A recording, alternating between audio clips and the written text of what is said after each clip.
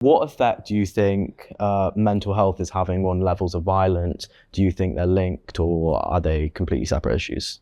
100% linked. I think there is a serious level of adultification within young people.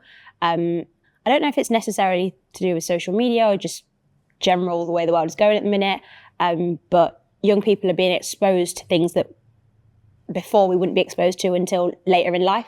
Like you said about young people having phones from a younger age, they can see so many things that children would usually be sheltered from. So by the time you're at the age of a young person, you've experienced so much more than a child would have maybe 10, 15 years ago. Where on the internet do you think people are looking for support? Do you think if they do go to the internet looking for a positive way to feel better, do you think people use things like AI, or do you think people will reach out to their friends on social media? What are some of the trends you've been seeing? AI's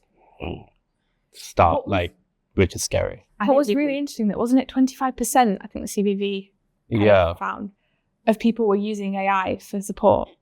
That's a huge number. Yeah. That's really worrying. And AI is so new and there's kind of no filter on it. The best way to put it is AI generalizes information. And when you generalize information, you're not actually helping the individual itself. You're getting a wide range of issues. I'm fixating it on that individual, but that individual actually needs to be understood. AI cannot understand. It only gives you the prompts that you want to hear. And that instead makes you feel happy because you feel like you don't need any help externally. But we kind of forget the human interaction itself is the most fundamental part of actually developing your well-being. AI really scares me because I think that personal interaction you don't get. So, for example, if you're really struggling with your mental health and are thinking of doing something like harmful to yourself, you can ask AI to support you with that.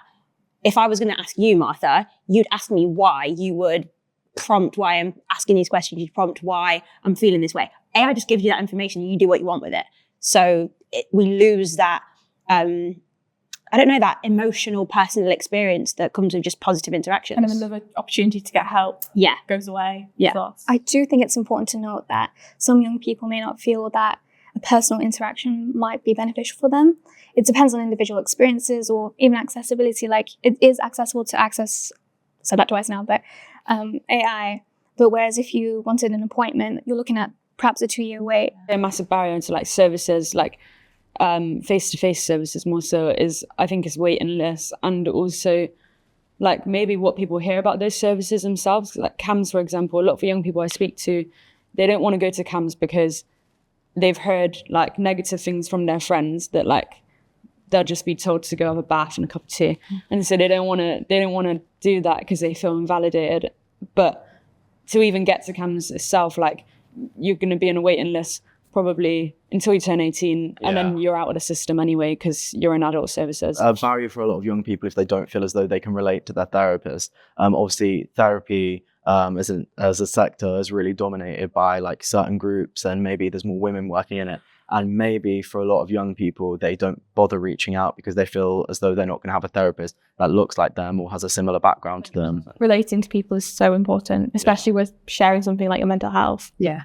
I think what you were saying about cultural norms is really interesting because, like you said, certain demographics are more likely to access therapy. But if we were given the tools from like a younger age to know how to articulate our emotions and how to kind of respond when somebody's articulating their emotions, we'd be able to have these conversations more naturally. Like, I know in my community, we probably might not be accessing therapy as much, but best believe those conversations are happening in bars. They'll be happening at the barbershop. They'll happen at the hairdressers. There are other spaces that we can be having therapeutic conversations. I think another really interesting point is to look at like education in schools. Like, if those gentlemen had received education on how to deal with their emotions and having mental health guidance and just having emotional regulation, like, that's a very important thing that we're just expected to know when we leave school and go out in society and deal with real world conflict, but we're not taught the actual basics of these like situations. Some of the people that I work with who are experiencing mental health issues were involved in violence.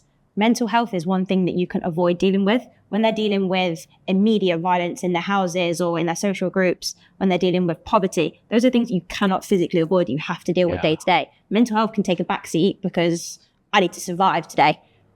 And then it ends up becoming worse and worse because you don't have the resources, the time, or the capacity to deal with that. Or sometimes it again comes back to what you were saying about the stigma. If you're truly involved in violence and around certain people, there is a stigma around what you're talking to a therapist or what you're on meds. Like, that's weird. Yeah. So a lot of people don't access support because who does that? To find out more, download the Youth Endowment Fund's Children, Violence and Vulnerability Report.